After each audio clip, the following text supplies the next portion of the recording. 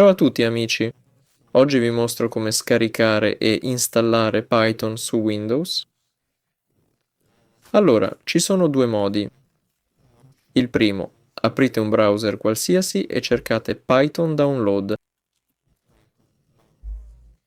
Andate sul primo link, cliccate su Scarica, aprite la cartella e cliccate su Install Python, sì.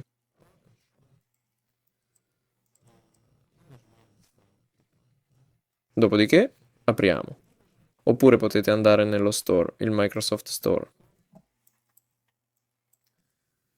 Qui scrivete Python. Oh, beh, l'ha trovato comunque. Scegliete la versione che vi serve, sì. Potete prendere Install Manager 3.12, 3.13. Allora, l'ultima versione è la 3.13 e cliccate sul pulsante Ottieni, poi parte l'installazione e potete usarlo. Tutto qui. Ero Edward. Ciao a tutti.